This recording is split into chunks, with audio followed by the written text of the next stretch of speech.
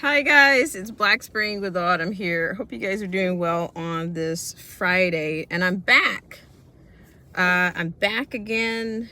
I was out earlier, and I didn't get back. I had some technical difficulties, which seems to be as common as common as the cold, if I can say that much. But I do want to say,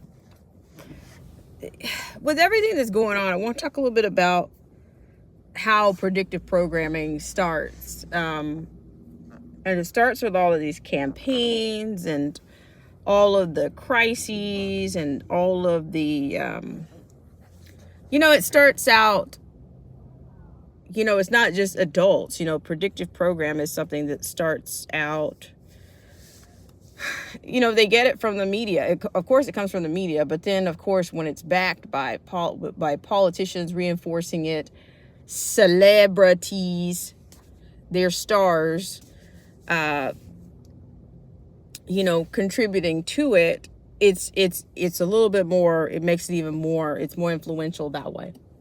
Okay, so what I want to say is, this is in reference to an interview that I saw Nancy Pelosi doing on that Joy, whatever her name is. I don't know what network she's on these days, but shout out to Derek C. Williams before I even get into this. Derek C. Williams was the one just that brought to my attention that typically we think of lockdowns as like more of a prison term, right? But it's been sanitized, and we've been desensitized on that term. It's something that that American citizens have experienced now. The common man has experienced a version of lockdown, okay? It's not limited to those who are incarcerated or those who have been incarcerated. It's a term that's being applied to the common man, and it's a survival. It's now become a survival phrase or a survival campaign. It's a multi-purpose phrase now. Okay. So I was watching Pelosi talking to Joy, what's her name? The black lady Joy from MSNBC. Okay, she was on that program for a while. So she was on there, and Pelosi is talking to her about, of course, they're talking about the boomstick control. And she says, oh, yeah. And she's always talking about her campaigns and the pins that she's wearing.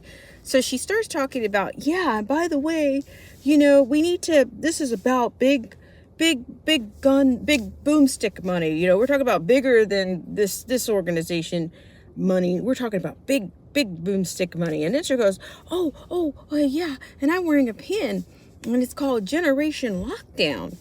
And I'm just thinking, so now we are massaging the kids and getting them to a place where they're accepting the word lockdown. They're accepting the word lockdown is not exclusive to, rehabilitation. It's a survival phrase now. Okay. Hello, Lawrence Ritano. How are you? But yeah, so that's what I'm saying is they're bringing, and it's a fear. It's a campaign that's led by fear. It's from what I can tell.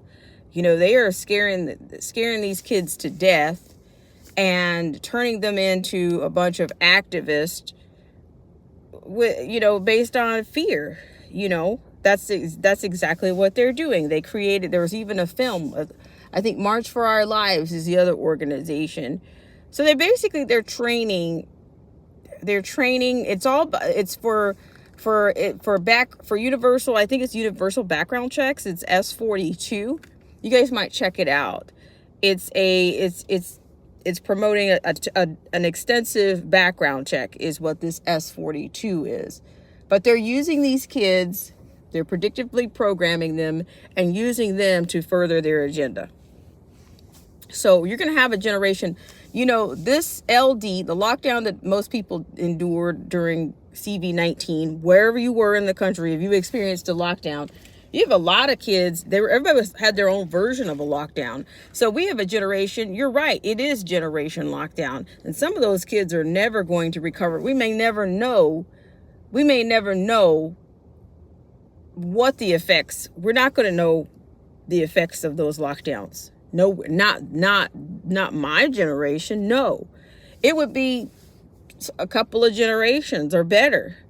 Many of those kids that haven't recovered from that academically, psychologically. Kids wearing face flags. Those kids, we don't know what the effects what those effects are going to be. And for one, it's not even being recorded accurately. So it'll just be something for the common man to deal with. But it's the elite class are the ones that are brewing all of this. That's what I'm on about. They've taken it to the kids. They're training kids to be a part of their own demise. And there again, I've said this before, they don't know these kids by their name. They know them by their pain. And guess what? The kids are running back. All this is going to do is keep those kids, is training generations of kids to run back to the person that's doing the actual abuse, that's contributed to the abuse. So that's the gist of what I wanted to say, is that this type of predictive programming is going to be, the source of their abuse, and it's going to be perpetual. And they just recycle people. They just recycle groups of people, because they need a supply. They need the fear. They need the campaign. And those people always, because they've been abused, they can't, it's a cycle. It's a cycle that they won't be able to get out of, because they've been trained at an early age. They've accepted the term, not only the term lockdown, but they've got these kids putting their faith in politicians that some piece of legislation is going to do something to stop. If you just look at some data from like the amount of dare I say MASSSHOOTINGS,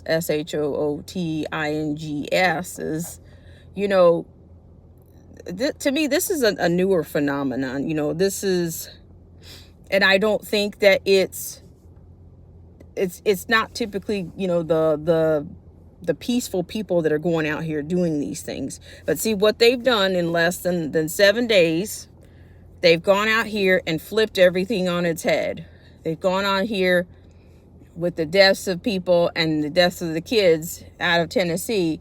They've managed to flip that on.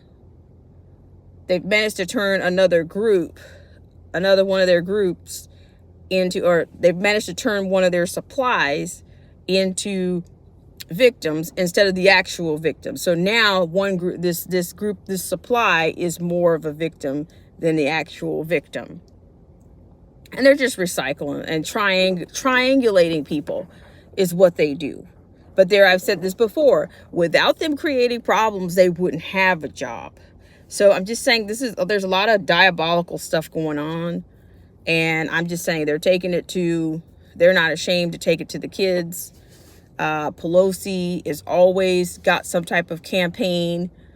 There's a continuous triangulation. Now the triangulation is between, dare I say law-abiding people that want to be of free will and want their rights. People that want to have their rights, against the TRANS. And then, just there's triangulation all the time. That's all they do, that's how they keep the division going, is by triangulating people against other people.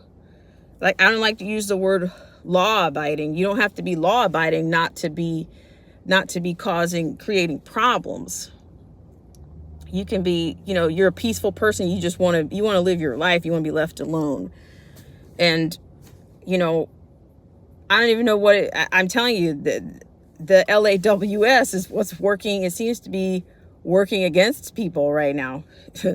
You know, it's and who's to say it's not written for them, because they're the ones that are twisting it and turning it around in these cases. So yeah, so you can't just be a person that wants the right to defend yourself. You have to be the enemy, or you have to be pit against everybody else who wants to be a victim, or who wants to profit, or who they want to profit, want their agenda to profit from. So let's see. Okay, guys, I'm not going to be on here very long. I just wanted to come on and say that, let's see. Hi, Marcy T. She says, don't show you any prosecutors in NYC at the DA office because I've been watching no from you. Wow, I haven't seen any of it. I don't know what's going to happen with any of that.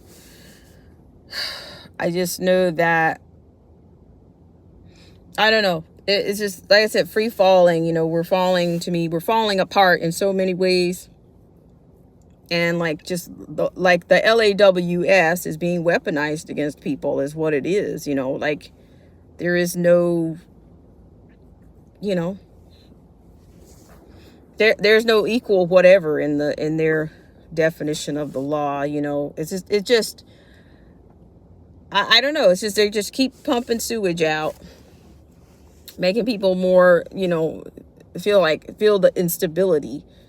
You know, if they don't feel it, they create it. It's manufactured. If you're not feeling it now, you know, they're just kind of creating it every week. So I'm just saying, just notice that predictive programming is an entire campaign, and it is a triangulation that they've included these kids in. And yeah, you got a whole AZ. Hi, AZ. I appreciate you guys so much. So I'm just going to do a quick run in and run out. I'm getting 2 things and I'm out. But yeah, I don't know. I can't hardly even watch this stuff anymore. Like, I just don't. I mean, I watch it because you can't put I wouldn't bury my head in the sand, or eyes down and head up. You know, I wouldn't do that.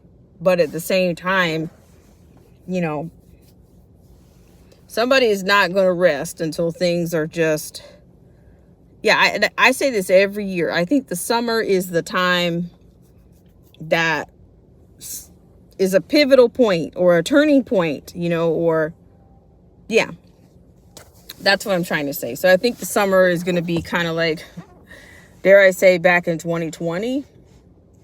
Was that 2020, 2019 or so?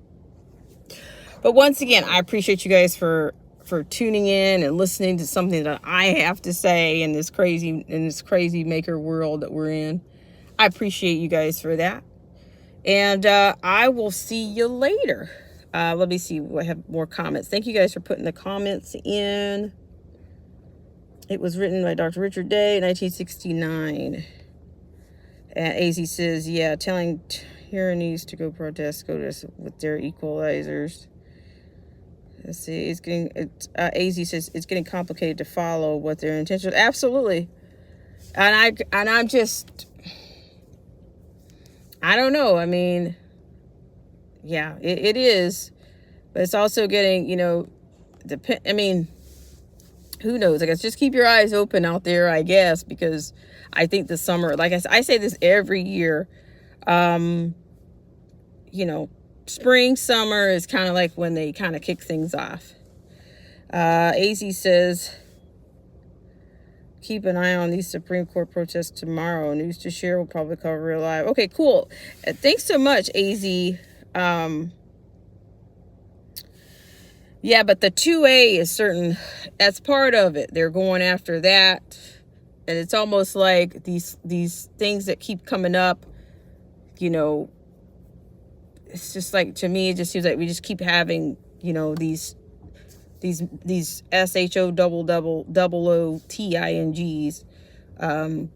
There's some type of, you know, something going on all the time. And I don't think we've seen the last of it. I mean, I don't know. It's dark. It's what I feel like it is. But just because I feel it doesn't mean that it's accurate, but just saying. Okay. All right. So I will check in with you guys. I'll check in with you guys later, and have a great, if I come up with anything, I'll let you know. Still working on some things, working some things out, but I will check in with you later.